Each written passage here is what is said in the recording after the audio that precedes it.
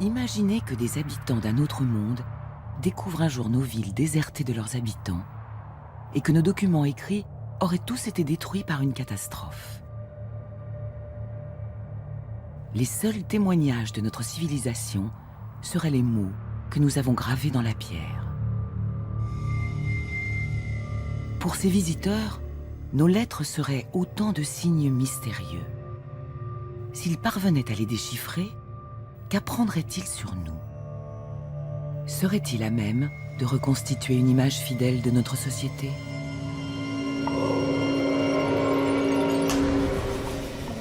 Dans la jungle du sud du Mexique et d'Amérique centrale, les anciens Mayas ont créé l'une des civilisations les plus remarquables de l'histoire de l'humanité. Leurs connaissances en mathématiques et en astronomie étaient prodigieuses, et leur art éblouissant. Les édifices de leur ville étaient richement décorés d'inscriptions. Ces textes avaient la forme de grilles couvertes de motifs complexes et fantastiques, appelés hiéroglyphes, ou plus simplement glyphes. Les experts ont dénombré des centaines de glyphes différents. Ils représentent une grande variété de formes abstraites, des monstres, des animaux, des plantes et différentes parties du corps. Les glyphes sont gravés sur des monuments publics et sur des objets personnels en coquillages, en os et en jade. Ils sont peints sur des poteries et sur les parois des édifices. Ils sont dessinés sur des milliers de pages de livres, en papier d'écorce, pliés en accordéon.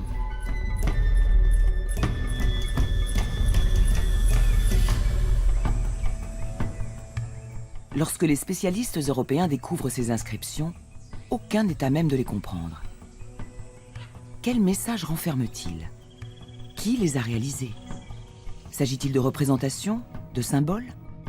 Ou bien s'agit-il d'une écriture? Représentent-ils les sons d'une langue parlée? Depuis 2 siècles, des hommes et des femmes se passionnent pour ces questions. Mais leur quête est longue et fastidieuse. Les plus éminents chercheurs se sont impliqués dans cette recherche. Linguistes, mathématiciens, peintres, aventuriers, archéologues et même quelques excentriques. Chacun d'eux a découvert différentes pièces du puzzle. Certains ont travaillé dans l'isolement, d'autres se sont livrés une concurrence impitoyable, d'autres encore ont collaboré de façon fructueuse. Leurs efforts conjoints ont finalement permis de découvrir la vraie nature des glyphes et de dévoiler un pan de l'univers remarquable des anciens Mayas.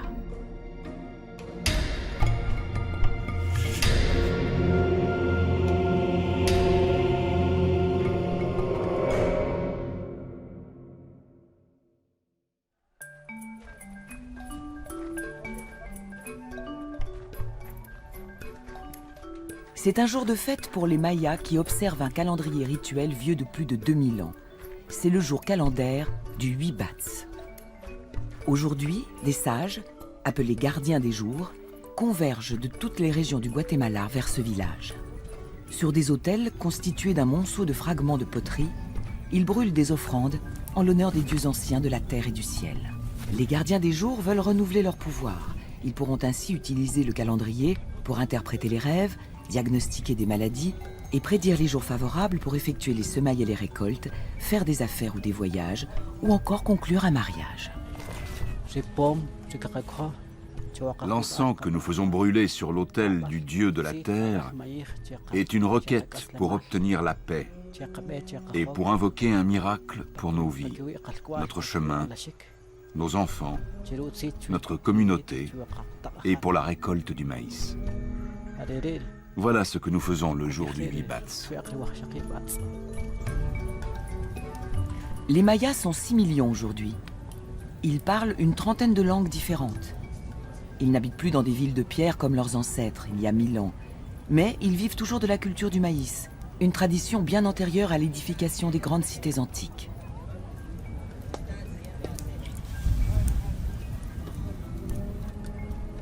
Comme leurs ancêtres, les Mayas continuent de révérer les mots écrits. Pour eux, ils sont sacrés et tout-puissants. Chaque municipios ou municipalité possède sa propre bibliothèque et les familles conservent chez elles des documents écrits. Ceux qui ont des livres les posent sur un autel et pas dans une bibliothèque. Les livres importants doivent être posés sur l'autel. Leurs autels de feu sont eux aussi considérés comme des livres. Les Mayas y consignent leurs paroles, leurs prières et leurs histoires. Ces centaines de milliers de mots sont mis dans le feu. Celui qui met ses paroles dans le feu devient une partie du grand livre de la tradition, de la communauté. La tradition et l'histoire se transmettent par les écrits. Mais les hiéroglyphes sont restés indéchiffrables durant de longs siècles, et les Mayas contemporains ont été coupés des archives écrites de leur passé extraordinaire.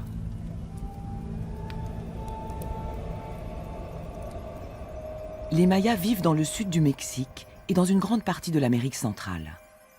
La région située entre les hauts plateaux du Guatemala et la péninsule du Yucatan est couverte d'une jungle immense.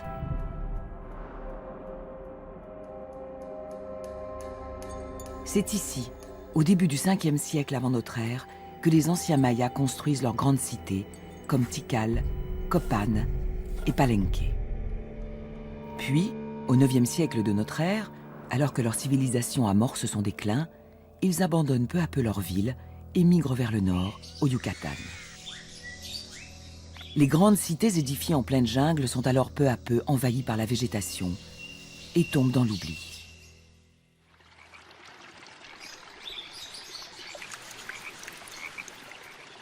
Au XVIIIe siècle, soit près de 1000 années plus tard, les Européens apprennent que d'immenses ruines sont enfouies dans la jungle d'Amérique centrale. En 1785, le roi d'Espagne dépêche sur place José Calderón.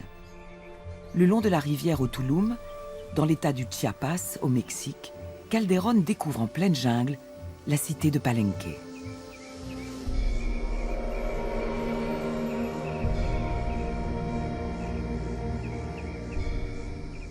Les sanctuaires et les temples de Palenque recèlent de grands panneaux gravés de motifs complexes et de textes en hiéroglyphes. Calderón retranscrit l'un des panneaux, mais faute d'être un dessinateur confirmé, il représente les glyphes sous forme de simples carrés. Il est impossible d'étudier un écrit ancien sans avoir l'original sous les yeux. Or, ceux qui étudient les Mayas ou n'importe quel site archéologique ne peuvent pas tous se rendre sur place. Ils ont donc besoin de dessins, de photographies ou d'estampages qui soient les plus fidèles possibles. Quand on veut déchiffrer une écriture inconnue, on ne peut rien faire si on n'a pas le corpus. Corpus en latin signifie corps. On doit pouvoir disposer de toutes les inscriptions existantes sur un site donné. Il faudra attendre 1832 pour disposer des premières copies sérieuses des inscriptions d'un site maya. Le peintre français Jean-Frédéric Waldeck passe 7 mois dans les ruines de Palenque. Ses dessins sont précis, mais ils sont influencés par une théorie erronée, selon laquelle les cités mayas auraient été édifiées par les Babyloniens, les Phéniciens ou les Hindous.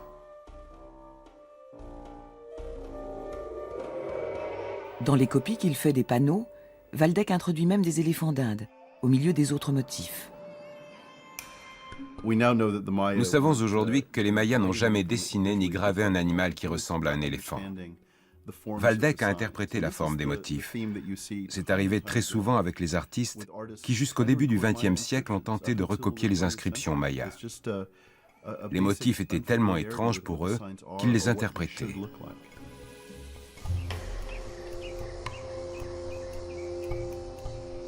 Au fur et à mesure que des sites mayas sont mis au jour, les explorateurs font de leur mieux pour dessiner et décrire les glyphes. Les formes sont déroutantes et les monuments sont souvent très dégradés. Mais le plus grand obstacle, c'est la complexité de cette écriture.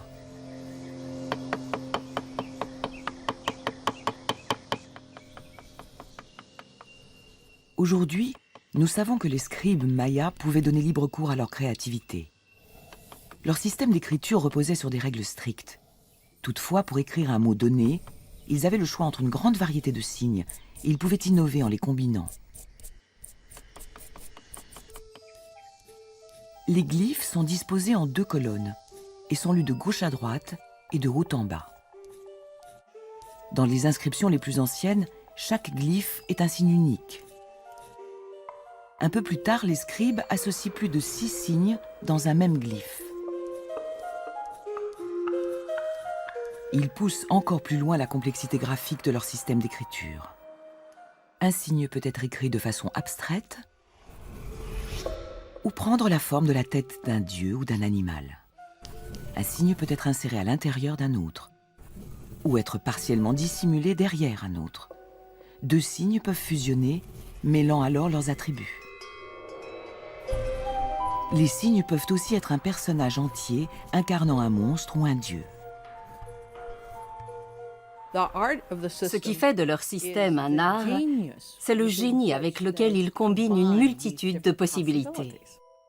La richesse graphique de l'écriture maya est colossale. Ça rend le déchiffrage incroyablement compliqué pour nous. Mais pour eux, cela faisait partie du système d'écriture. Les scribes disposaient d'une grande latitude artistique et ludique pour rédiger les textes.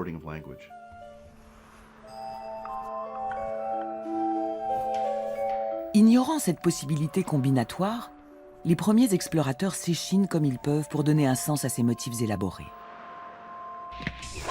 2 événements vont aider les chercheurs: l'invention de la photographie et l'arrivée en Amérique centrale de l'anglais Alfred Maudslay.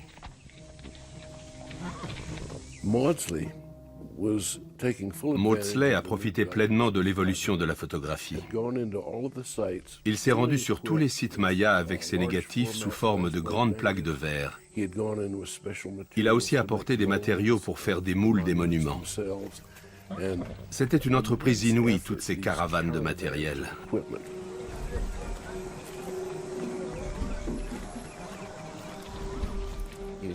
Sur les photographies, on découvre la place centrale entièrement dégagée. Ce n'était pas comme ça quand il est arrivé sur les lieux. Il a réquisitionné énormément de monde pour dégager ces sites afin de prendre des photos de qualité. La logistique de son expédition était incroyable.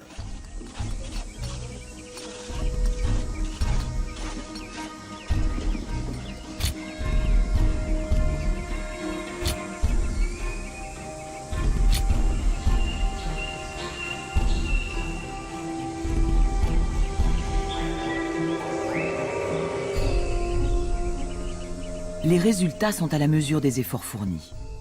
Les photos de Maudslay sont envoyées au British Museum où des spécialistes reproduisent les glyphes avec une précision remarquable. Les images de Maudslay sont imprimées. Elles constitueront le premier corpus systématique des inscriptions mayas. C'était la toute première fois que l'on pouvait observer chaque hiéroglyphe dans le moindre de ses détails. Ce recueil a permis d'avancer de façon conséquente dans l'étude de l'écriture des Mayas. Les spécialistes disposent enfin de données fiables sur lesquelles asseoir leurs recherches sur le sens des signes. Mais le déchiffrage en soi a déjà commencé, à partir de plusieurs livres mayas qui avaient été égarés lors de la conquête espagnole du Yucatan et qui ont été retrouvés.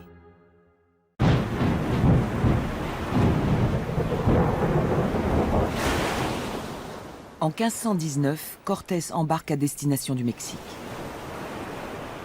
Mais une violente tempête le fait dévier de sa route. Il accoste sur l'île de Cozumel, à l'entrée du monde des Mayas.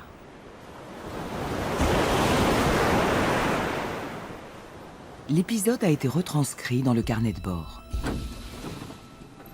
Les insulaires furent pris de terreur. Ils abandonnèrent leur village et se réfugièrent au fond de la forêt. Les Espagnols prirent possession de leurs maisons et mangèrent tous leurs vivres. Les maisons contenaient des ornements, des tapisseries, des vêtements et des lits en coton appelés hamacs. Ils découvrirent aussi d'innombrables livres. Peter Martyr, 1521. Conformément à la loi espagnole de l'époque, Cortés envoie un 5e de son butin au roi d'Espagne. Il y joint plusieurs livres pliés en accordéon.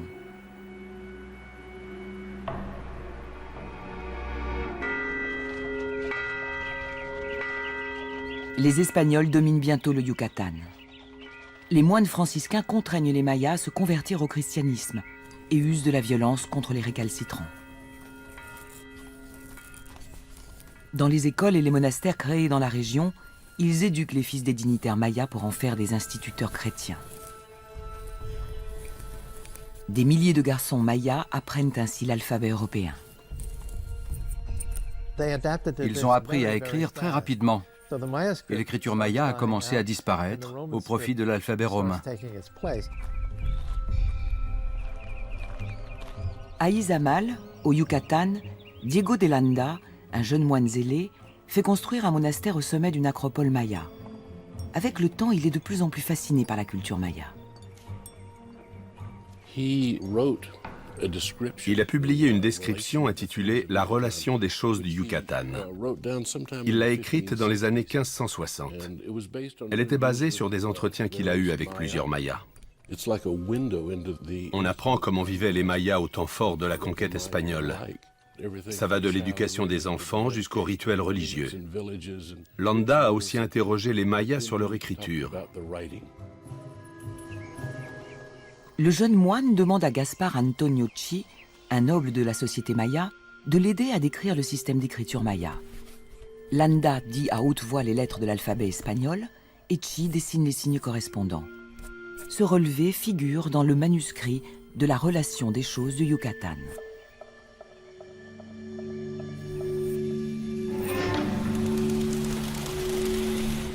Un an plus tard, un moine d'un village voisin apprend à Landa que les indigènes continuent de faire des offrandes à leurs dieux.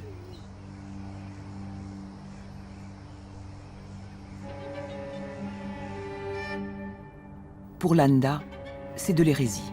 Il lance aussitôt une inquisition. Les nobles mayas sont arrêtés et torturés pour avoir commis le crime d'adoration du diable.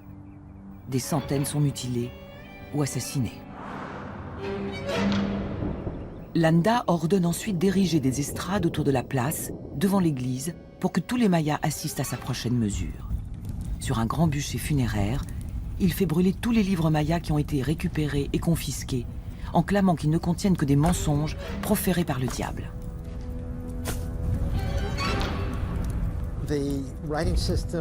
Leur système d'écriture a fini par disparaître totalement au fil des siècles qui ont suivi la conquête espagnole.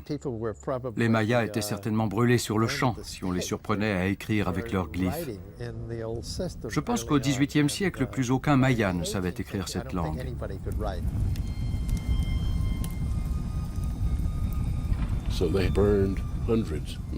Les Espagnols ont brûlé des centaines, voire des milliers de livres mayas. On a perdu à jamais d'innombrables histoires. Et de tous ces livres, il n'en reste que 4, dont certains incomplets.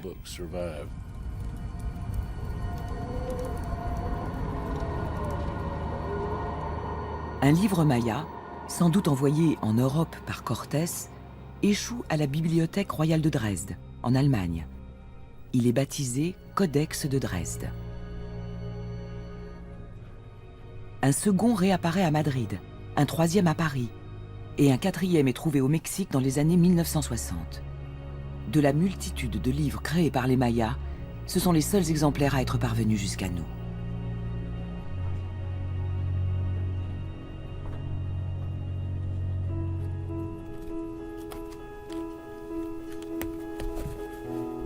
En 1810, un épais volume sur les Amériques est publié à Paris. Une des illustrations est une reproduction de 5 pages du Codex de Dresde. Ces images sont à l'origine de la première percée significative dans le déchiffrage de l'écriture maya. Elle est l'œuvre de Constantin Rafinesque, un homme pour le moins singulier. Il est vrai que j'ai été botaniste, historien, poète, philosophe, marchand, fabricant, économiste, philanthrope, chiromancien, réformateur, architecte, géomètre. Et je n'ai aucune idée de ce que je vais faire maintenant. Cet homme insatiable est fasciné par les premières images jamais publiées des glyphes mayas. En regardant les traits et les points, il se dit « Dans toutes ces combinaisons, il n'y a jamais plus de 4 points. Un trait représente donc sans doute le chiffre 5. 1 est représenté par un point, 2 par 2 points, 3 par 3 points, 4 par 4 points et 5 par un trait. En ajoutant un point, ça fait 6. 2 points et un trait font 7, 3 points et un trait font 8, etc. C'était la première fois que quelqu'un réussissait à décrypter un hiéroglyphe maya. Ça a été le début du déchiffrage.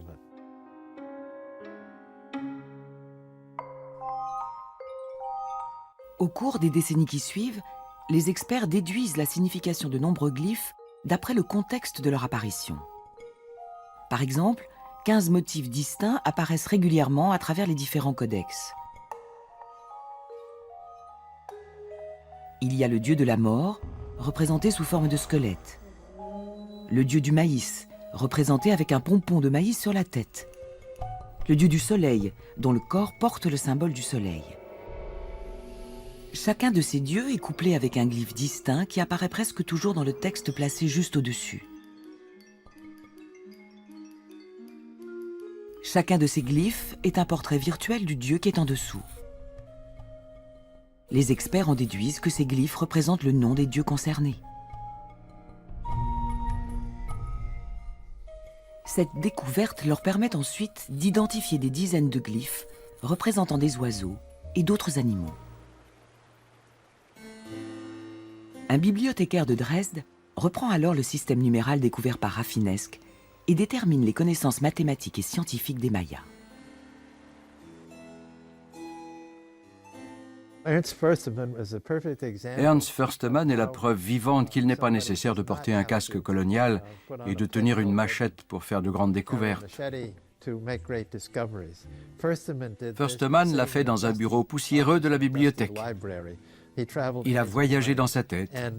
Il a réussi à pénétrer l'esprit des Mayas. Je trouve ça fascinant. Un jour, il remarque le petit livre maya rangé depuis plus d'un siècle dans les rayons de la bibliothèque. Le Codex de Dresde. Förstemann a décrypté tout le système calendaire des Mayas à partir du Codex de Dresde. Le Codex était rangé dans le tiroir de son bureau. C'est fabuleux de disposer d'une telle source, l'une des plus importantes de la préhistoire du Nouveau Monde, de la poser devant soi et de travailler dessus. Il a minutieusement analysé le contenu du Codex de Dresde. Et comme il devait être un véritable génie en mathématiques, il a décrypté un grand nombre de cycles qui semblaient être enregistrés dans ce document maya d'une importance capitale. Rafinesque a démontré que les Mayas utilisaient des points pour les unités et des traits pour le chiffre 5. Mais Förstemann découvre que les connaissances mathématiques des Mayas sont bien plus sophistiquées.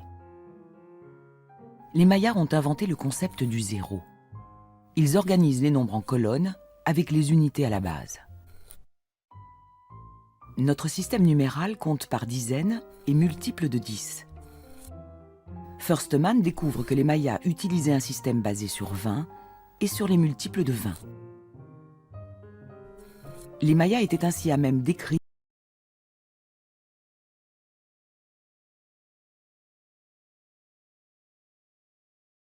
Une fois qu'il a saisi leur système, Förstemann décrypte l'astronomie maya.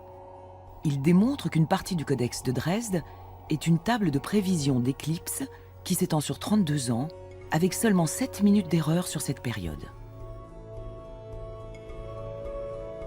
Dans une autre section, il identifie une table qui reprend le cycle de la planète Vénus, avec seulement 2 heures d'erreur sur 400 ans. Quand il devait faire la guerre, les Mayas guettaient l'apparition propice de Vénus en tant qu'étoile du matin.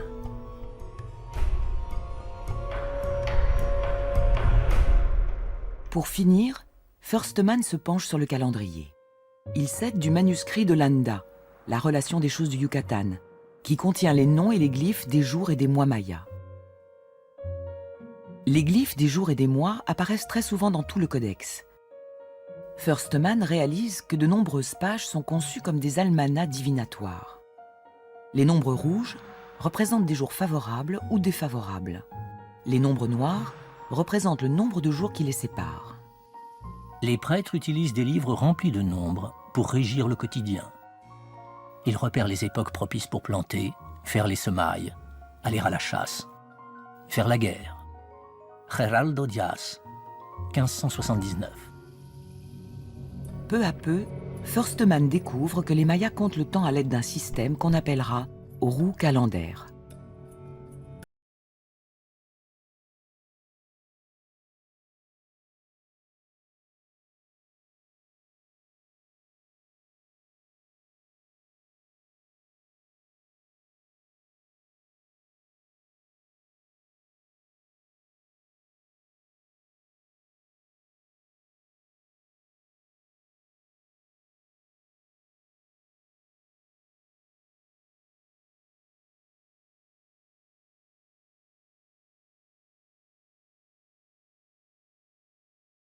Muluk, 16 Pop, et ainsi de suite.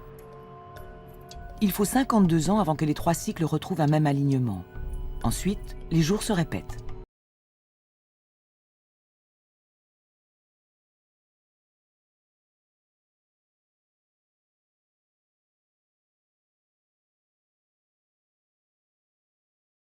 Le triomphe de Försteman, c'est de réaliser que certains nombres très élevés apparaissant dans le cycle de Vénus du Codex de Dresde sont en fait des retours dans le temps. Il relie les données de Vénus à un point de départ historique situé des milliers d'années plus tôt. C'est le jour 4 à Au, 8 Kumku de la roue calendaire. En observant les photos prises par Maudsley, Försteman sait que cette date très ancienne est une référence dans tout le monde maya, depuis Palenque, dans le nord du Chiapas, jusqu'à Quirigua, dans le sud du Guatemala. Försteman en conclut que pour les Mayas, cette date représente celle de la création de l'univers. Alors que le calendrier occidental commence l'année de la naissance de Jésus-Christ, l'histoire des Mayas débute le jour de la création du monde. Ce système de datation est baptisé compte long.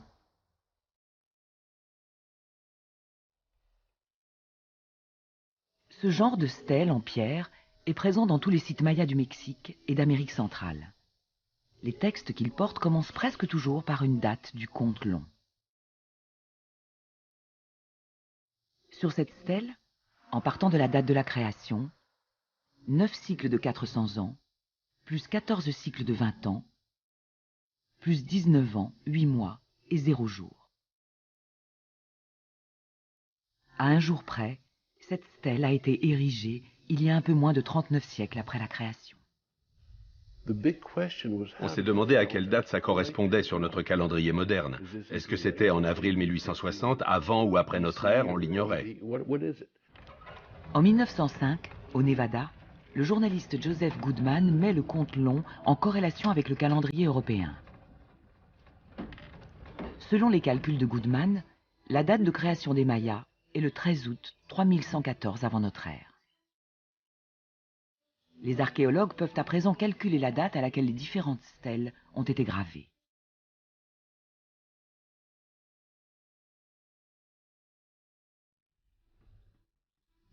Au début du XXe siècle, les spécialistes ont identifié 3 thèmes récurrents dans les glyphes mayas: le calendrier, l'astronomie et les dieux. C'est en se basant sur ces thèmes qu'ils vont façonner leur image de la société des anciens mayas.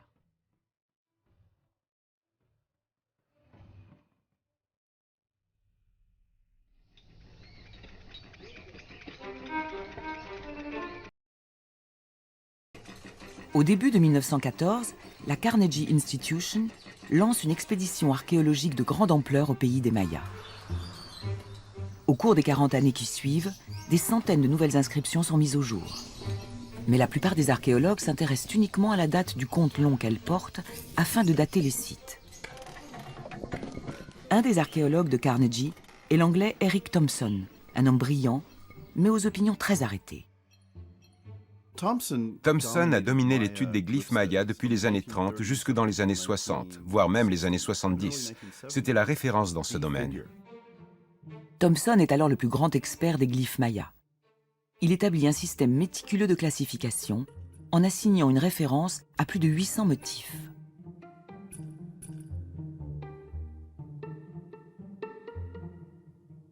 Il mène aussi des études ethnographiques de grande ampleur parmi les Mayas qui vivent au Mexique. Il voue une véritable admiration à leur culture. Il savait plus de choses sur les Mayas que n'importe qui. Mais il y a des aspects qu'il a mal compris, des aspects fondamentaux. Thompson s'est battu dans les tranchées durant la Première Guerre mondiale. Cette expérience influence son approche du monde des Mayas. Tous ceux qui ont combattu dans les tranchées durant la Grande Guerre n'ont qu'une envie par la suite: entendre parler de paix. Et donc il était braqué sur l'idée qu'il avait affaire à un peuple pacifique. À l'époque de Thompson, la plupart des hiéroglyphes déchiffrés étaient liés au compte long, au cycle de la Lune, à la roue calendaire et à d'autres données astronomiques et calendaires. tous les autres glyphes résistaient à l'analyse la plus assidue. On ne savait pas quoi penser des autres glyphes qui apparaissaient sur ces inscriptions. Que signifiaient les glyphes qui venaient à la suite des dates? Personne ne les comprenait. Se basant sur les connaissances établies, Thompson conclut que la civilisation maya se focalisait sur le temps lui-même. Selon lui, les Mayas étaient un peuple pacifique, dirigé par des prêtres astronomes d'une grande sagesse. Les stèles étaient érigées pour célébrer l'alignement des étoiles. Il est convaincu que les personnages représentés sont des prêtres et des dieux, et que les glyphes qui les entourent sont des groupes de symboles incarnant les mystères les plus élevés.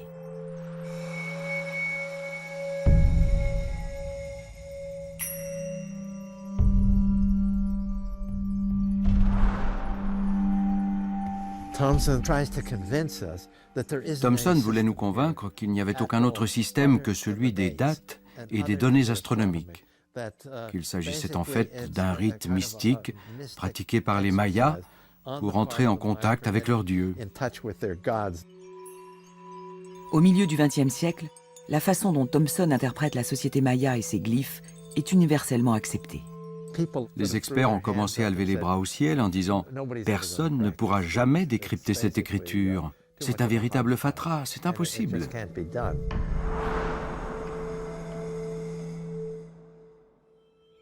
Mais quelqu'un va bouleverser la vision de Thomson.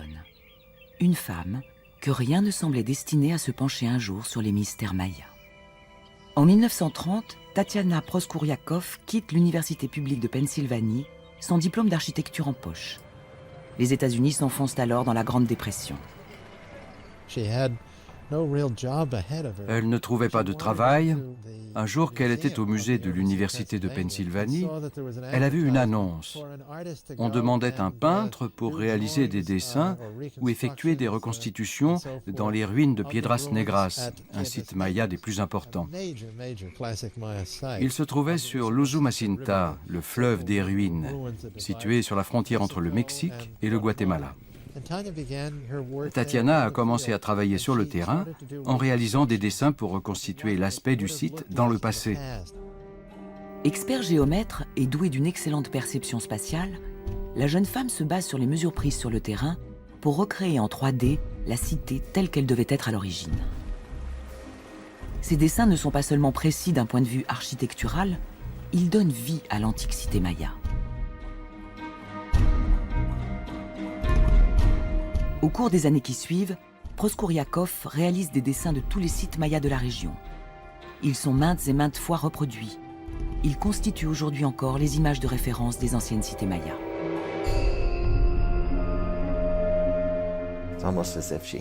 On aurait dit qu'elle avait des rayons X dans les yeux.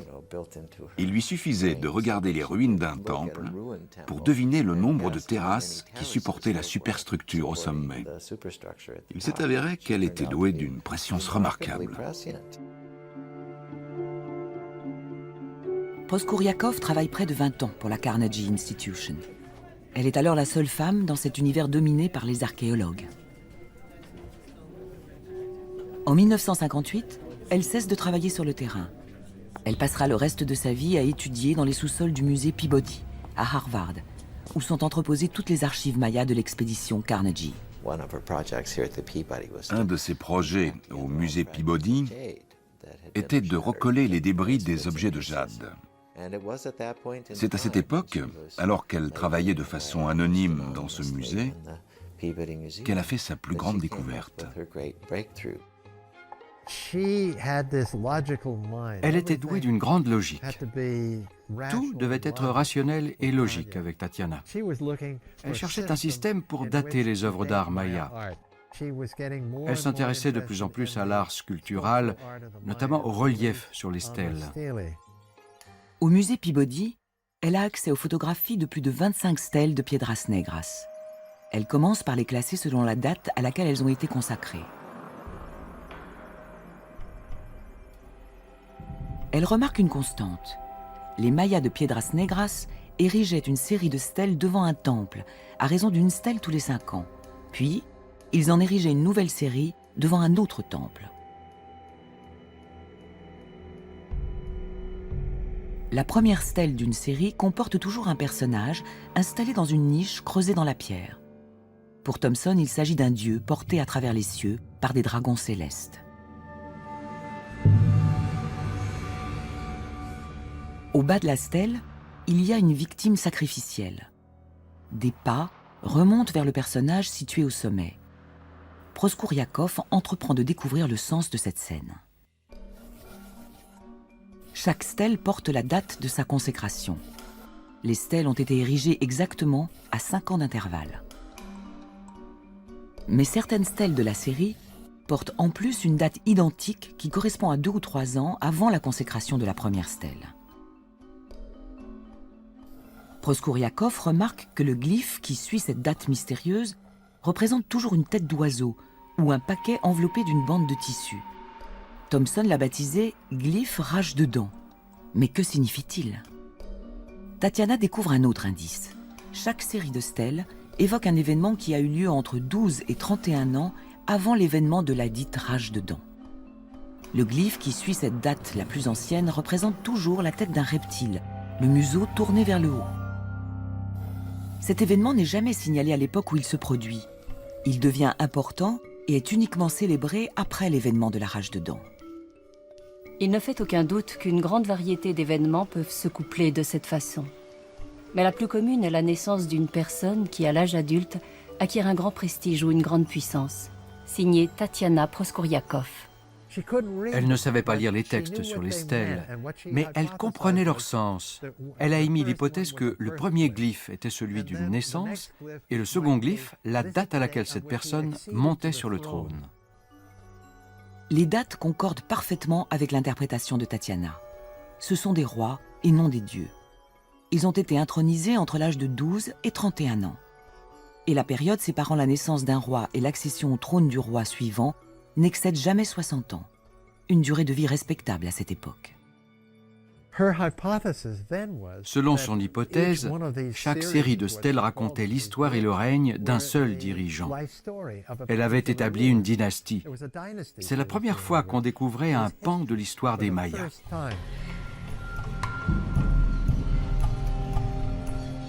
Du jour au lendemain, grâce à la brillante intuition de Proskouriakov, les motifs sur les stèles prennent une toute autre dimension. L'alcôve représente le trône. Les personnages ne sont ni des dieux ni des prêtres, mais des rois et des reines. C'est l'album de la famille royale. Le premier souverain monte sur le trône en 608 de notre ère. 5 ans plus tard, il est habillé en soldat. À ses pieds, il y a des prisonniers qui sont ligotés. 15 ans plus tard, le souverain numéro 2 lui succède. Il n'a que 13 ans. Sa mère se tient à ses côtés. À 26 ans, il est équipé pour faire la guerre. 10 ans plus tard, il fait toujours la guerre, mais il a pris de l'embonpoint. Il règne durant 47 ans. Le troisième souverain monte sur le trône en l'an 687, à l'âge de 22 ans. Quand il a 42 ans, on fait connaissance de sa jeune épouse. Thomson avait prétendu que ce personnage était un prêtre en vêtements de cérémonie. Mais il s'agit en fait d'une femme, habillée d'une jupe et d'un chemisier similaire à ceux que portent les femmes mayas aujourd'hui. 5 ans plus tard, l'épouse est représentée avec sa fille de 3 ans. L'enfant a le bras posé sur le genou de sa mère. L'histoire reconstituée par Proskouriakov raconte les règnes de 7 souverains de Piedras Negras. Elle avait fait un plan avec toutes les dates et tous les événements de chaque série. En découvrant son rapport, mes jambes se sont mises à trembler. Je lui ai dit « Tatiana, tu as réussi. C'est la plus grande découverte de tous les temps. » Elle a remis ses résultats à Eric Thomson qui lui a répondu « Tania, tu sais bien que c'est impossible. Ces inscriptions ne racontent pas leur histoire. » Le lendemain, quand elle est arrivée au musée, Eric Thomson l'a accueillie en disant « Tania, tu as absolument raison. » C'était une réaction inouïe de la part d'un homme qui, toute sa vie durant, s'était opposé à l'idée que ces stèles puissent raconter l'histoire des Mayas. Cette découverte a tout bouleversé. Nous savions désormais que les inscriptions de ces monuments étaient de l'histoire.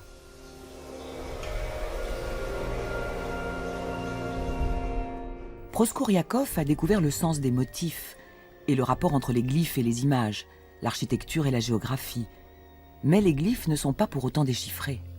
Il faudrait pour cela savoir lire la langue dans laquelle ils ont été écrits.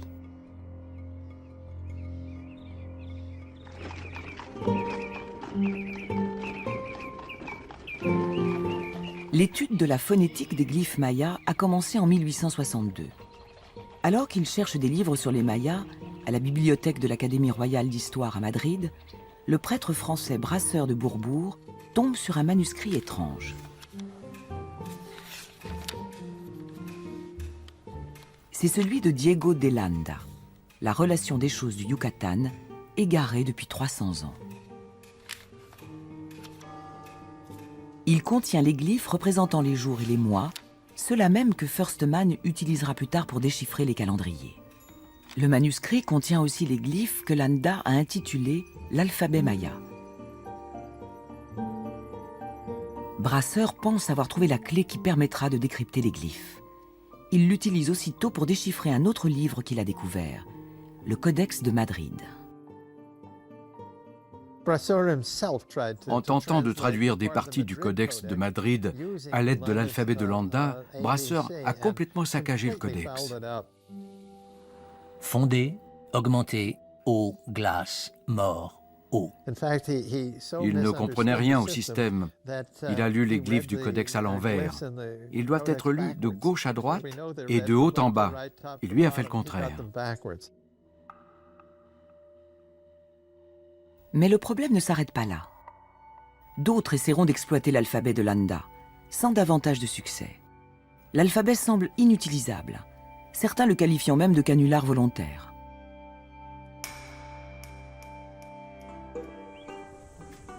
L'alphabet de Landa est analysé à la loupe dans les années 1880 par Cyrus Thomas, un Américain, expert agricole. Cet homme s'intéressait à quantité de choses. Il connaissait l'existence du manuscrit de Landa et savait qu'on avait tenté de déchiffrer des textes mayas en utilisant son alphabet. Et il a fait des interprétations très pertinentes. Thomas constate que certains glyphes du manuscrit de Landa ne représentent pas une seule lettre, mais des syllabes formées de consonnes et de voyelles. Il suppose que les autres glyphes représentent également une syllabe. Thomas est convaincu que les glyphes constituent une forme ancienne des langues encore parlées par les Mayas aujourd'hui. Il feuillette des dictionnaires de Maya pour trouver des indices. Par exemple, au-dessus d'un dindon sauvage pris dans un collet, il y a un glyphe composé d'un signe qui représente la syllabe « ku » dans l'alphabet de Landa, ainsi qu'un second signe. En maya yucatec, dindon se dit « kuts ». Thomas suggère que le second signe représente le son tsu à la fin de kuts. De l'autre côté de l'Atlantique, en Allemagne, vivait le formidable Edward Zeller, sans doute un des plus grands experts des anciennes civilisations mésoaméricaines. Zeller est un spécialiste pour déterminer le sens des symboles aztèques. Il est convaincu que les glyphes mayas sont eux aussi des symboles picturaux et qu'ils représentent chacun une idée ou un concept.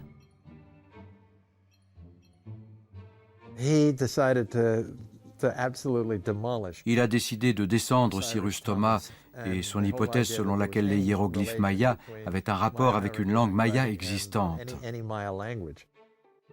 Zeller prétend que le motif que Thomas interprète comme étant la syllabe tse représente en fait une cage thoracique. Selon lui, si Thomas avait raison, le signe de la cage thoracique doit aussi vouloir dire tse dans d'autres contextes. Par exemple, il est le premier motif dans le glyphe qui signifie chien. Mais chien, en maya, se prononce pek. Zeller en conclut que la lecture faite par Thomas est erronée. Il reprend ainsi tous les glyphes un par un et discrédite les interprétations de Thomas. Si beaucoup de suggestions de Cyrus Thomas sont discutables, il a toutefois raison de chercher des indices dans les sons des langues mayas modernes. Il a aussi raison pour le dindon. Et Zeller a tort pour le chien. Ce que Zeller ignore, c'est qu'un second mot maya, moins utilisé aujourd'hui, veut également dire chien, le mot tsul. La première syllabe est la même que la seconde syllabe dans kuts. Si Zeller avait trouvé ce mot, il aurait peut-être associé ses recherches à celles de Thomas. Au lieu de ça, découragé par les attaques de Zeller, Thomas abandonne la recherche de signes syllabiques. Il faudra attendre 50 ans avant que quelqu'un reprenne les travaux là où Thomas les a laissés.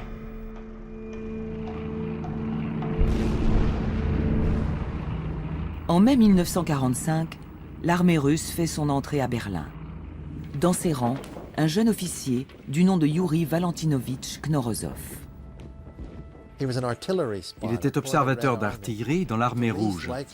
C'est la dernière personne à laquelle on aurait pensé. Et pourtant, il a fait dans le déchiffrage de l'écriture maya une avancée capitale. C'est lui-même qui m'a raconté l'histoire suivante, bien que j'ai entendu d'autres versions. Et donc, durant la chute de Berlin, en arrivant dans les ruines de la Bibliothèque nationale, il a ramassé un livre qui avait survécu aux flammes. Il s'agissait d'une excellente reproduction en noir et blanc des 3 codex connus, ceux de Dresde, de Madrid et de Paris. Selon une autre version, Knorozov aurait découvert le livre après l'ouverture à Moscou de caisses en provenance de Berlin. Toujours est-il qu'il se prend de passion pour les glyphes. Après avoir lu un article qui conclut que les glyphes mayas ne seront jamais déchiffrés, il décide de relever le défi. Il obtient son diplôme en linguistique et devient l'unique mayaniste russe dans un domaine dominé alors par Eric Thompson et les experts occidentaux.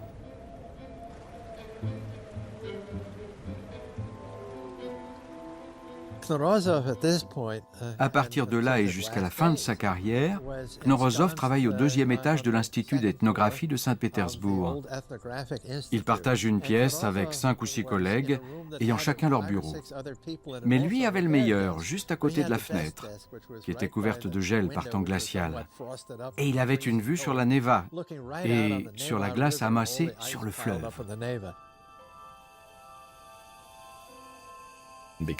Comme il vivait derrière le rideau de fer durant la période stalinienne, il était totalement isolé. Il n'était pas pollué par toutes les idées émises par d'autres chercheurs, des idées qui étaient parfois complètement fausses, comme celle d'Eric Thompson. Il abordait ainsi la question avec un regard vierge, il partait sur les meilleures bases. Il a fait des découvertes clés en se basant sur son expérience dans d'autres domaines. Ça a été crucial selon moi. Il avait étudié le copte et connaissait les hiéroglyphes égyptiens. Avec ses connaissances en linguistique, il était la personne idéale pour étudier les glyphes mayas et dévoiler leur sens. De ses études de linguistique, Knorozov a retenu que la première étape pour déchiffrer un système d'écriture inconnu est de compter tous les signes qui le composent. Si le système comprend entre 20 et 35 signes, il est probablement alphabétique, chaque signe représentant un son. S'il y a 80 à 100 signes, alors l'écriture inconnue est très probablement syllabique. Un syllabaire possède plus de signes qu'un alphabet parce qu'il contient toutes les combinaisons possibles des sons, composés de consonnes, de voyelles ou de diphtongues, de la langue parlée. Si une écriture inconnue comporte plusieurs centaines de signes, elle est sûrement logographique. Chaque signe représente alors un mot. Un système logographique très riche, comme celui des Chinois, comprend des milliers de signes pour des milliers de mots. L'écriture des anciens mayas comprend près de 800 signes. Trop pour qu'il s'agisse d'un alphabet ou d'un syllabaire, trop peu pour représenter tous les mots de la langue. Durant une longue période, les experts sont convaincus qu'il s'agit d'un système purement logographique, composé d'un nombre limité de signes et donc de mots. Mais Knorozov est convaincu du contraire. Il sait qu'aucun signe d'écriture n'est constitué d'un système de signes unique. Le système alphabétique occidental se complète avec des chiffres et d'autres signes logographiques. Knorozov est certain que l'écriture maya est également un système mixte. Elle combine des logogrammes, c'est-à-dire des signes représentant des mots, avec des signes phonétiques, qui représentent des sons. Mais contrairement à ce que Landa pensait, les signes phonétiques de l'écriture maya ne constituent pas un alphabet. Knorozov pense deviner pourquoi Landa s'est trompé au cours de l'entretien qu'il a eu avec Antonio Gasparci, il y a si longtemps, dans le monastère d'Izamal. Antonio Gasparci était un érudit. Il écrivait et lisait l'espagnol et le latin. Lui connaissait les deux systèmes alors que Landa était focalisé sur le sien.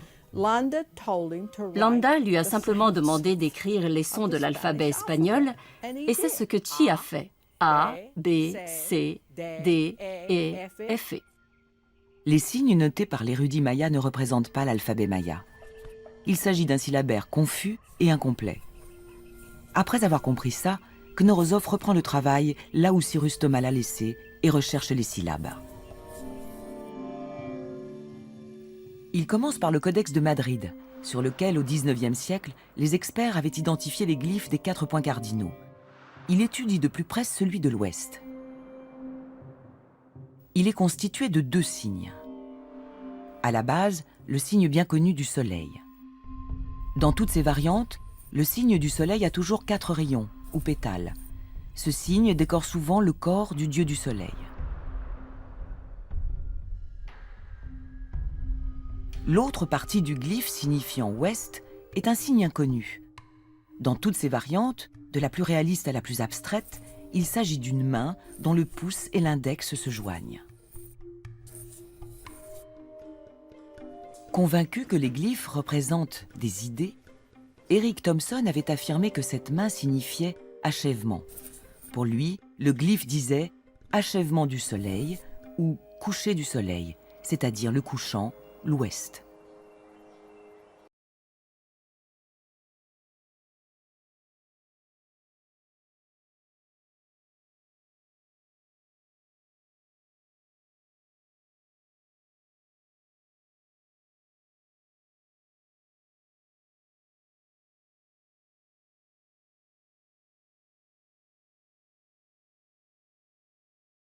Dans la syllabe chi avec le logogramme kin, il forme le mot chikin, ouest en maya.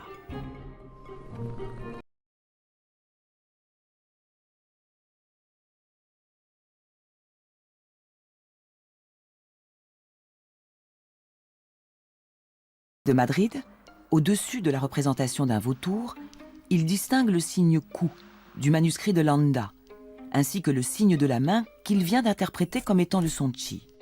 Dans les systèmes d'écriture syllabique, la voyelle finale est rarement prononcée. La combinaison des 2 signes donne le mot kuch, qui est justement le mot maya pour dire vautour. Le signe chi est confirmé. Knorozov poursuit son identification, syllabe par syllabe. Les mots qui surgissent des multiples combinaisons sont trop nombreux pour invoquer une coïncidence. Il publie ses résultats dans un journal soviétique en 1952, en pleine guerre froide. L'appareil de propagande soviétique s'est empressé d'encenser le jeune chercheur. Inspiré par les miracles du marxisme-léninisme, ce jeune spécialiste a réussi là où tous les érudits impérialistes de Grande-Bretagne, des États-Unis et d'Allemagne ont échoué. Il a déchiffré l'écriture maya. En apprenant ça, Eric Thompson a aussitôt pris l'offensive. Anticommuniste invétéré, il a décidé que ce rapport était une imposture totale et qu'il fallait remettre ce type à sa place. Certaines interprétations de Knorozov sont en effet discutables, et même fausses. Thompson se focalise sur elles pour discréditer toute la méthode du chercheur russe. Un des reproches que Thompson a émis était tout à fait défendable. Il a dit « Si nous sommes vraiment face à une écriture syllabique, pourquoi ne parvient-on pas à lire les phrases le plus simplement du monde et à comprendre leur sens? Pourquoi n'assiste-t-on pas à un déluge de déchiffrage ?» Un syllabaire complet exigerait au moins 80 signes phonétiques. Toutefois, après les premiers succès de Knorozov, le déchiffrage de l'écriture maya stagne. Il manque une clé pour déclencher le déluge. Une poignée de scientifiques occidentaux soutient l'hypothèse de Knorozov. Mais à l'époque, ce sont les idées de Thompson qui prévalent dans l'étude des Mayas.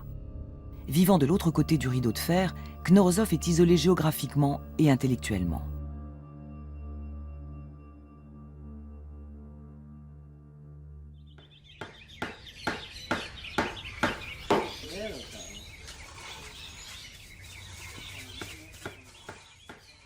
La clé finale sera découverte par David Stewart. sa formation de mayaniste est des plus atypiques et débute à un très jeune âge. Son père George travaille alors pour la National Geographic Society. Il emmène souvent son fils avec lui sur les sites de fouilles en Amérique centrale. Alors que David a 8 ans, George Stewart se rend en famille à Coba, dans le Yucatan. Il y avait des lacs splendides et de grandes pyramides couvertes de végétation. Mais je me souviens que durant les 2 ou 3 premières semaines, je détestais cet endroit. Il faisait étouffant. On était assaillis par des insectes. On vivait entassés dans une hutte maya. Je passais mon temps à visiter les ruines, à découvrir les environs. Ça restait un endroit incroyable pour un jeune garçon. Ce qui m'a fasciné à Coba, c'est que durant mon séjour, plusieurs nouveaux monuments ont été découverts. Mon père laissait immédiatement tomber ce qu'il était en train de faire pour recopier les motifs gravés sur ces pierres. Moi, je regardais par-dessus son épaule. J'étais impressionné par son travail. Mon fils a décidé tout seul de se mettre à dessiner des reliefs. Il a pris du papier, des crayons, tout ce qu'il fallait, et il s'y est mis. Il a dessiné des hiéroglyphes.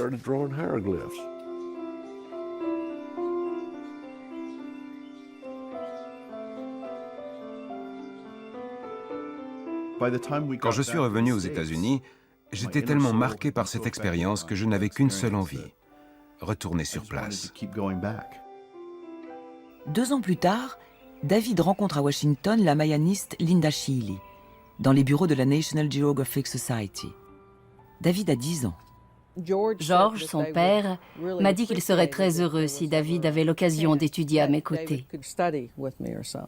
Je lui ai aussitôt répondu, « Eh bien, pourquoi ne m'accompagnerait-il pas à Palenque cet été ?» L'été suivant a sans doute été une des périodes les plus palpitantes de ma vie. Linda m'a demandé de l'aider à vérifier l'exactitude de ses dessins. On éclairait les parois des temples avec une lampe de poche et on corrigeait ses dessins. Au cours de la décennie précédente, Linda Sheely et un cercle croissant de collaborateurs ont appliqué la méthode structurelle de Tatiana Proskouriakov pour interpréter les inscriptions de Palenque et d'autres sites mayas. Ils n'ont pas seulement réussi à dévoiler des dynasties, ils ont aussi commencé à reconstituer des guerres, des mariages et des alliances politiques. Sans le déchiffrage complet des syllabes, les panneaux ne peuvent pas être lus, mais il est déjà possible de dresser un profil de l'histoire des Mayas. Linda me disait, si tu veux apprendre la langue maya, tu dois le faire par toi-même. Je t'aiderai, mais c'est tout. Elle ne me montrait pas comment faire. Elle voulait que je trouve les choses par moi-même. Je lui ai assigné le panneau de la croix en lui disant de s'installer sous le porche et de trouver le maximum de choses. Il est venu montrer son travail quelques jours plus tard et sa compréhension structurelle du texte était aussi riche que celle que nous avions eue, Peter, Floyd, Dave Kelly et moi, 3 ans auparavant. Là, je me suis dit qu'il était vraiment très doué. Linda Sheely continue de former le jeune David Stewart. En 1978, ce dernier présente son premier rapport scientifique sur les glyphes mayas lors d'une table ronde. Il a tout juste 12 ans. J'étais le maître de cérémonie en quelque sorte. J'étais tellement nerveux que je suis sorti de la salle. David a lu son rapport devant une 50aine des plus grands mayanistes du monde. Le contenu de son rapport dépassait les connaissances des 2/3 ou des 3/4 de l'assistance. C'était un vrai rapport scientifique. La plupart des spécialistes étaient complètement sidérés. 3 ans plus tard, les membres d'une expédition de la National Geographic Society explorent une grotte récemment découverte au cœur de la jungle, au Guatemala. À 15 ans, David Stewart est l'épigraphiste de l'équipe, le spécialiste des inscriptions mayas. Au fond de la grotte, il parvient à interpréter un signe, inconnu jusque-là, comme étant la syllabe « cha ». L'événement est capital. Depuis les découvertes de Knorozov 40 ans auparavant, seules de très rares syllabes ont été déchiffrées. Mais la grande percée vient 2 ans plus tard. Stewart a alors 17 ans. Il s'intéresse particulièrement à 2 signes dont le sens est établi depuis longue date pour la plupart des mayanistes. Eric Thompson avait déterminé longtemps auparavant que l'un des signes annonçait un comptage en avant vers une date à venir et l'autre un comptage en arrière vers une date ancienne. Les deux glyphes partagent un signe commun que Thomson identifiait quelquefois comme le glyphe de l'eau ou la tête d'un requin. Or, requin se dit choc en maya. Et en maya yucatèque, choc signifie aussi compter. Les Mayas avaient des difficultés à exprimer un certain nombre d'idées abstraites. Ils ont donc créé des sortes de rébus, un peu comme les enfants le font en dessinant trois objets ou choses dont les sons forment une phrase. Les Mayas étaient embarrassés avec le verbe « compter ». Or, ils faisaient énormément de calculs. Le mot le plus proche du verbe « compter », c'était « choc », qui veut dire à la fois requin et compter. Ils ont donc utilisé l'image du requin. Et comme le requin vit dans l'eau, Thomson a aussi affirmé que les Mayas avaient décidé d'utiliser le signe de l'eau parce qu'il était bien plus facile à dessiner et à graver. À l'époque, ça a été une avancée capitale pour le déchiffrage de l'écriture maya. Tiens, ils utilisent aussi des rébus. Mais Stuart découvre quelque chose qui le fait douter de la théorie du rébus émise par Thomson. Plusieurs signes se substituent à celui du requin. Une tête humaine, une tête de singe, et une seule fois un signe en forme de parenthèse. Est-ce que tous ces signes signifient compter ? David Stuart se dit qu'il doit y avoir une explication plus simple. Le signe parenthèse apparaît dans le syllabaire de Landa. Il correspond à la syllabe phonétique « ou ». Il est connu depuis les débuts du déchiffrage de la langue maya. Stuart en conclut que tous ces signes, parenthèse, requin, O, tête humaine et tête de singe, représentent le son « ou ». La preuve en est que tous ces signes semblent se substituer librement aux signes parenthèses dans les contextes qui n'ont rien à voir avec le calcul. David Stuart nous a montré que quantité de ces signes substitutifs sont des substitutions purement phonétiques et qu'ils représentent le même mot sous différents symboles. Les soi-disant glyphes de calcul sont en réalité des phrases écrites phonétiquement. I, ou, ti. Et Uti-ya.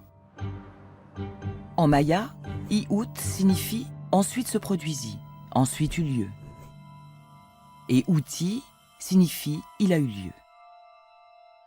L'arithmétique calendaire de Thomson se révèle totalement fausse. Ensuite se produisit le jour Inkib 14 Kankin.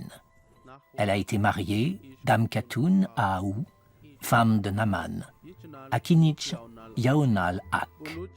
Et après 11 jours, 10 mois, 1 an et un 20e d'année, il se produisit, le jour 4 Kimi 14 Ou, que leur fille est née, Dame Hutan Ak, fille royale du soleil.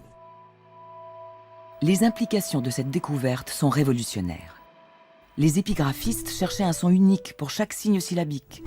Mais si « ou » est représenté par plus d'un signe, il est probable que ce soit le cas pour d'autres syllabes aussi.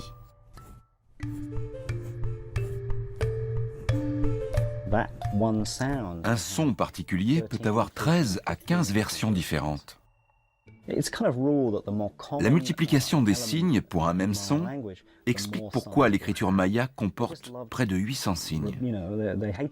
Apparemment, les Mayas détestaient se répéter, ils aimaient innover. La découverte de ces motifs de substitution a permis aux experts de percer la complexité de l'écriture maya et de dresser un système plus simple et plus compréhensible.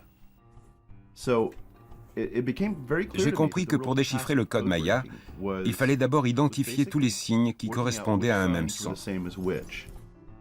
Visuellement, c'était compliqué.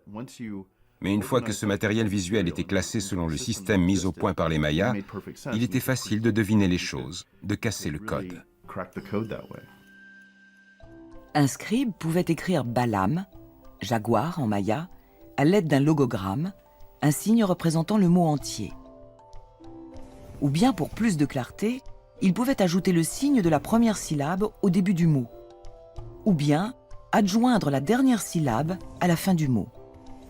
Il pouvait aussi choisir d'écrire le mot phonétiquement en alignant une variété de signes phonétiques signifiant tous Balama, qui se lit Balam.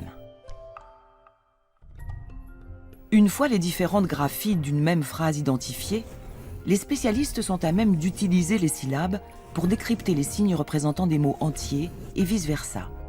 Les textes mayas sont déchiffrés en masse.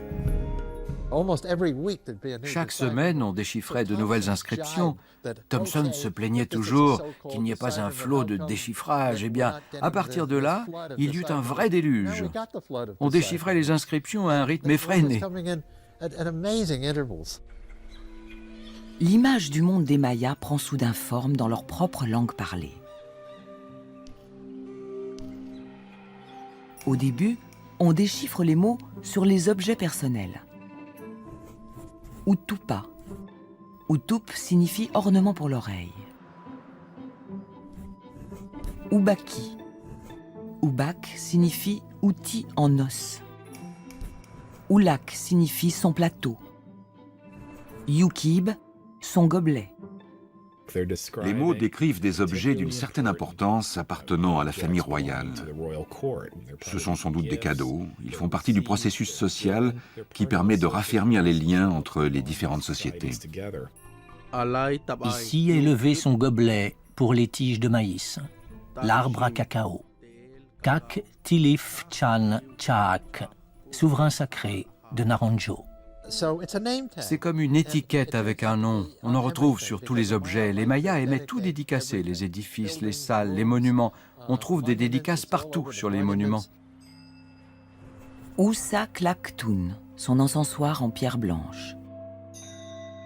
Kinich Samtun, le trône radieux en pierre. Ulakam Tun, sa grande pierre.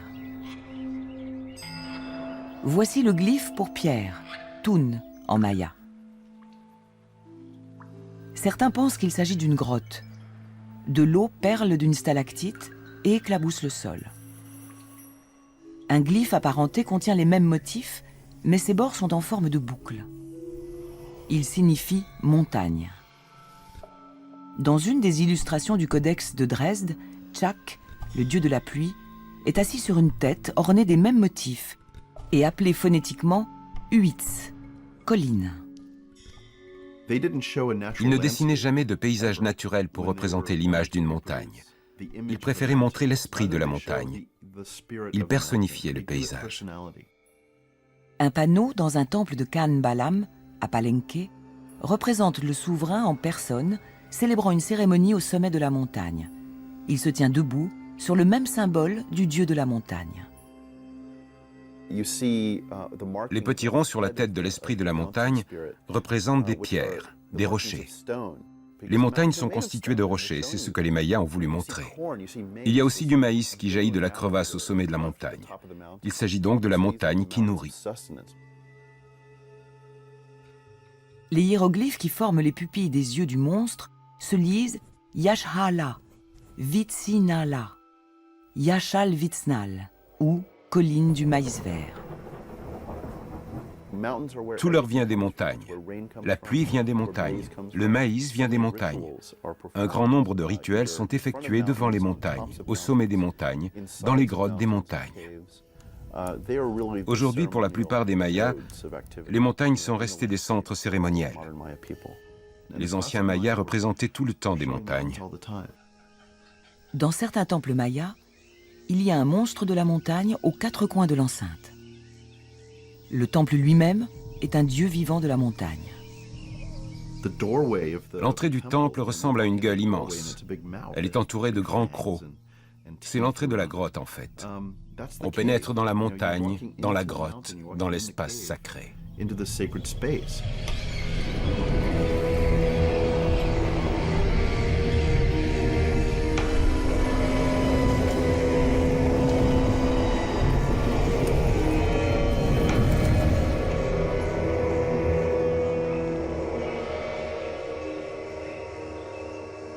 La grotte du temple est un lieu de transformation et d'invocation, une frontière entre les mondes.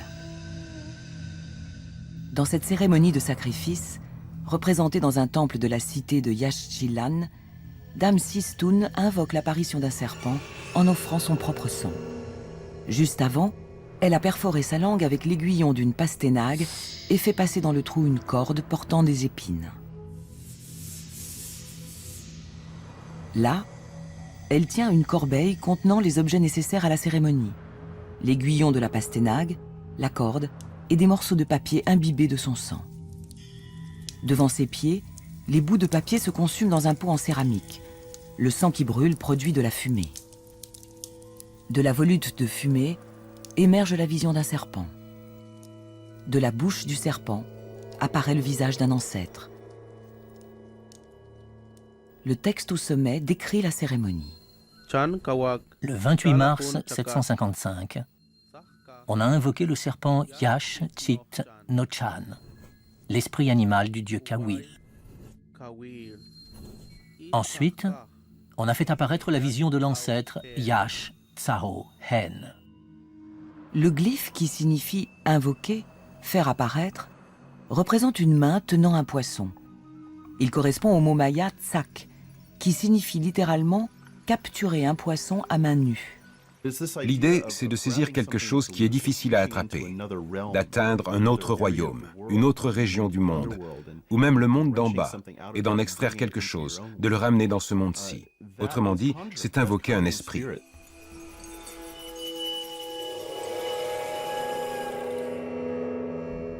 En révélant ce système rituel, le déchiffrage éclaire le monde maya dans son ensemble. Il modifie notre perception des cités-États mayas et des échanges qu'elles entretenaient. On s'est mis à rassembler tout ce qu'on savait sur l'histoire des Mayas pour se faire une idée plus complète des relations qui liaient les différents sites. Au cours de ce travail, nous avons fait toutes sortes de découvertes sensationnelles. Mises au jour en 1931 au cœur de la forêt pluviale du sud de l'état du Campeche, les ruines de Calakmul sont longtemps restées un pan ignoré de l'histoire des Mayas. Avec plus de 6000 structures, Calakmul est la plus vaste cité maya. Mais la pierre tendre a beaucoup souffert, et rares sont les inscriptions encore lisibles. Même le glyphe représentant Calakmul est alors incertain. Toutefois, des inscriptions sur des monuments des autres sites, comme ce panneau du site de Cangquen, font référence avec une très grande dévotion à une ville non identifiée dont le glyphe est une tête de serpent. À la fin des années 1980, il est établi que le royaume du serpent est bien Calakmul. Le glyphe qui introduit Calakmul dans de nombreuses inscriptions se lit Uchabi, qui signifie « il a supervisé, surveillé ». Sa racine est le signe de la terre, Chab en maya. Chabi signifie superviser, surveiller. Un peu comme le paysan qui veille sur un mille-pas, un champ de maïs. Quand un roi de Calakmul supervise l'intronisation d'un jeune souverain, cela signifie qu'il veille sur lui, comme un paysan veille sur sa mille-pas. La métaphore agricole illustre les relations politiques. C'est remarquable. C'est typiquement maya. Il apparaît clairement que les différentes cités-États mayas ne sont pas égales entre elles. Il a été investi des pouvoirs, le roi Cangquen. Il a été supervisé par le roi de Calakmul. Nous avons découvert qu'il y avait un lien entre les royaumes qui remportaient les guerres et ceux qui imposaient leur domination sur les autres États. Ce sont d'ailleurs toujours les mêmes noms qui reviennent. Le plus souvent, c'est Calakmul et très souvent aussi Tikal. Du 3e au 9e siècle de notre ère, le monde maya sera dominé par ces deux cités imposantes. Mais toutes deux se disputent le pouvoir. Leur lutte dégénère et donne lieu à des guerres dans les basses terres. Chouk, capturer. Houb, détruire une ville. Poul, brûler. Tchak, décapiter. Épuisées par les querelles politiques et l'appauvrissement des terres, les grandes cités dans le sud des basses terres finissent par s'effondrer. Il y a des guerres, des actions de terreur. Dos Pilas et Calakmul font alliance contre Tikal. À Dos Pilas, sur l'escalier numéro 1,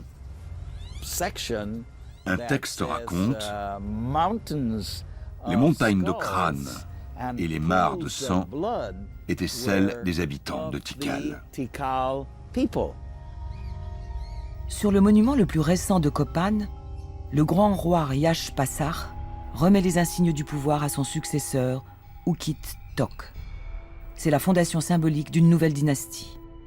Mais elle ne régnera jamais.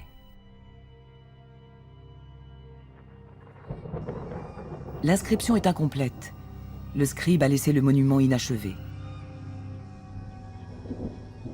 Les villes ne peuvent plus entretenir aucun roi ni aucun artiste.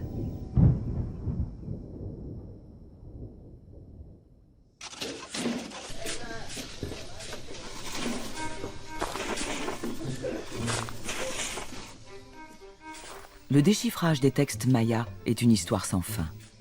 De nouveaux glyphes sont continuellement mis au jour. Chaque fois que quelqu'un entreprend de fouiller un monticule ou un tas de cailloux insignifiants dans la jungle, il peut bouleverser notre connaissance des anciens Mayas. Même si de nouvelles découvertes modifiaient l'image qu'on a de l'histoire et de la culture des Mayas, elles ne feraient qu'enrichir ce que l'on sait de leur système d'écriture. Aujourd'hui, plus de 90% des glyphes peuvent être compris avec une quasi-certitude. Il y a des centaines de logogrammes, des signes représentant un mot, ainsi que des centaines de signes syllabiques qui rassemblent tous les sons de la langue maya.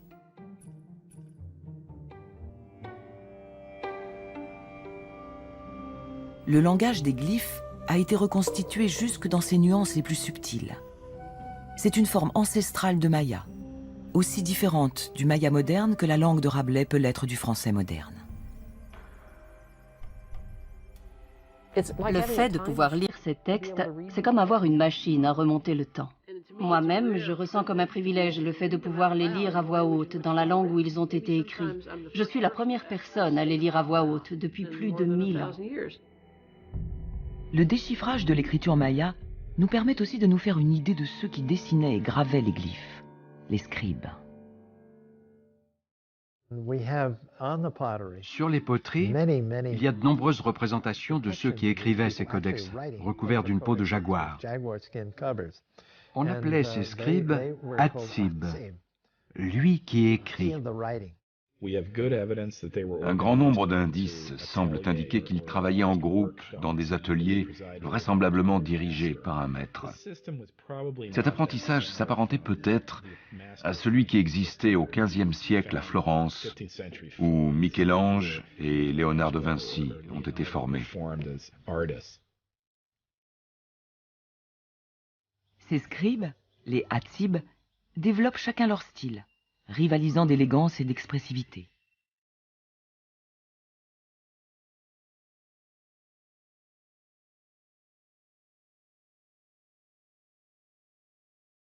Certains scribes signent leurs œuvres avec l'expression « Utsib », sa peinture, ou avec une tête de chauve-souris signifiant sa sculpture.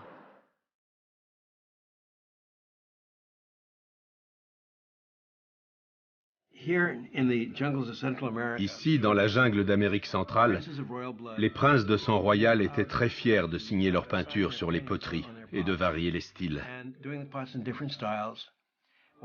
En Europe, à la même époque, nos ancêtres se peignaient le corps en bleu et se battaient à coups de gourdin, et aucun roi ni aucun noble ne savait ni lire ni écrire.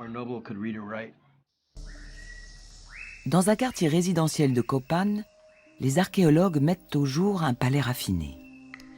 Dans le palais et dans ses abords, ils trouvent des sculptures de scribes qui tiennent un pinceau et un encrier en conque.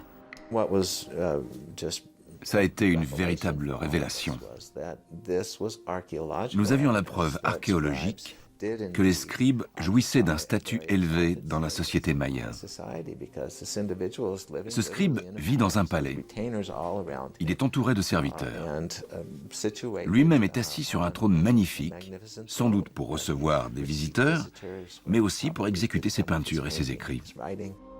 Sur plusieurs plats et vases mayas, un scribe divin rédige un codex en étant assis à la surface des eaux cosmiques. Les anciens mayas croyaient que l'univers était peint par les dieux et rédigé par des scribes divins. La tradition des scribes était si puissante que même la violente répression exercée par les conquérants espagnols n'a pas réussi à la faire disparaître.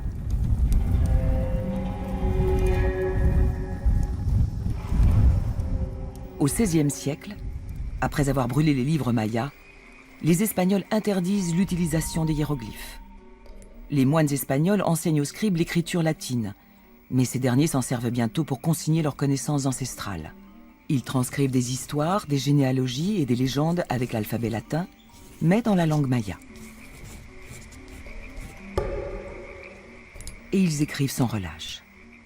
Leurs transcriptions vont se révéler être des documents extrêmement précieux pour décrypter les hiéroglyphes.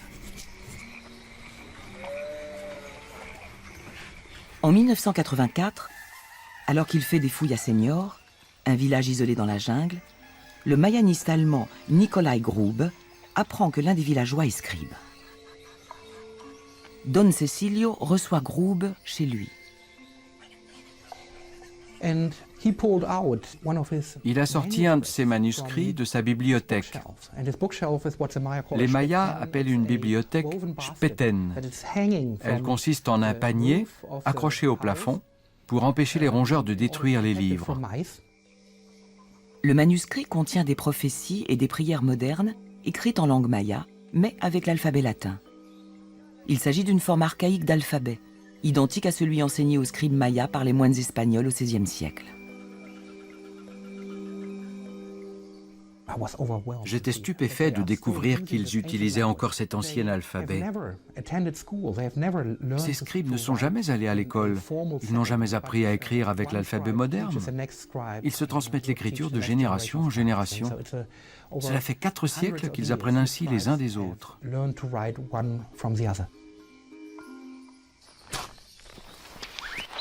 Les Mayas ont beaucoup contribué au déchiffrage de l'écriture de leurs ancêtres. Ils ont préservé des textes essentiels. Ils ont servi de guide aux explorateurs. Ils ont aidé à la reconstruction de monuments. Ils ont transmis tout ce qu'ils savaient de leur langue, de leurs croyances et de leurs coutumes. Depuis plusieurs décennies, le déchiffrage est effectué par les Mayas eux-mêmes.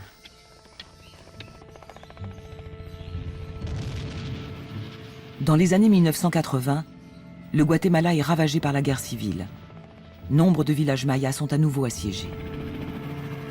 Pour faire face à la violence et au massacre, les villageois mayas participent à des conférences sur la préservation de la langue et des traditions orales mayas.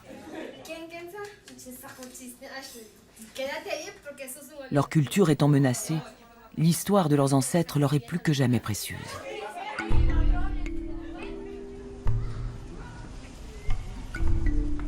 Au cours d'un atelier de travail à Antigua, j'ai expliqué qu'on pouvait présenter les textes mayas sous différentes formes. J'ai aussi expliqué que le texte consigné à partir des langues modernes ressemblait au texte hiéroglyphe. J'ai montré un texte en hiéroglyphe en expliquant comment on le lisait. À la fin de l'exposé, les Mayas sont venus la voir en disant « Vous avez montré des hiéroglyphes mayas sur l'écran et il semble que vous soyez capable de les lire. » Catherine a répondu « Oui, aujourd'hui, on peut parfaitement les lire. » Ils ont répondu « Wow, mais il s'agit de notre histoire. On nous l'a toujours caché. Nous voulons tout connaître de cette histoire. » Nous avons fait leur connaissance. Ils sont venus organiser un atelier ici, à Antigua, au Guatemala. Et nous avons participé à cet atelier. En lisant ces textes, je me suis rendu compte que jamais on ne nous avait appris l'histoire de nos ancêtres à l'école. C'est extrêmement important pour nous. Nous ignorons tout de notre histoire.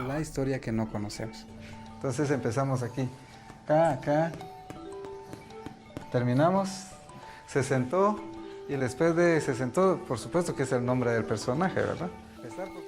De tels ateliers d'études des hiéroglyphes continuent d'être organisés au Guatemala. Et de nouveaux ateliers ont vu le jour dans d'autres régions mayas. Les élèves des premiers ateliers enseignent aujourd'hui à d'autres mayas la signification des glyphes et l'histoire qu'ils racontent. Quand on découvre les idées véhiculées par les glyphes mayas, nous sommes étonnés de voir qu'elles existent depuis très longtemps et qu'elles sont encore perpétuées aujourd'hui.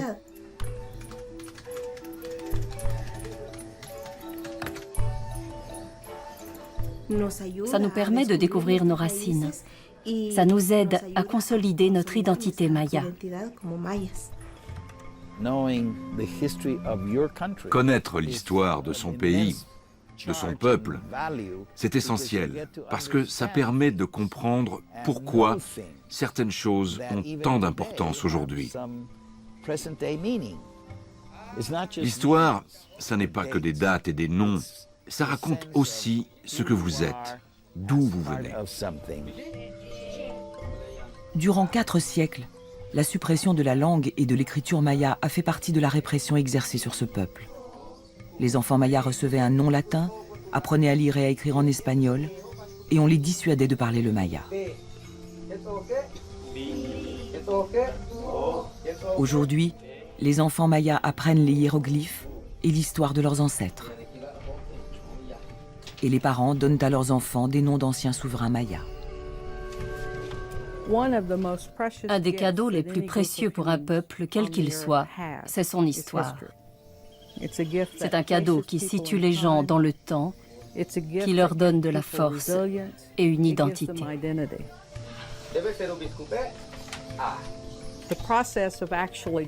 Le processus de déchiffrage n'est qu'une étape infime dans notre connaissance de l'histoire des Mayas, dans notre compréhension de leur vision du monde. Pour établir un tableau complet de ce que cette civilisation remarquable a apporté à l'héritage de l'humanité, il faudra encore des siècles.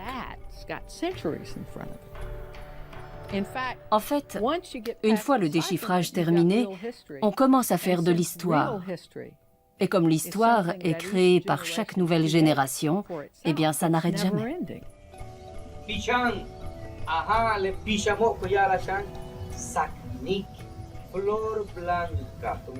Pour un peuple, perdre son histoire est une tragédie. La retrouver est un miracle. Grâce à l'une des plus grandes entreprises scientifiques de ces 2 derniers siècles, les mots des anciens scribes mayas résonnent à nouveau.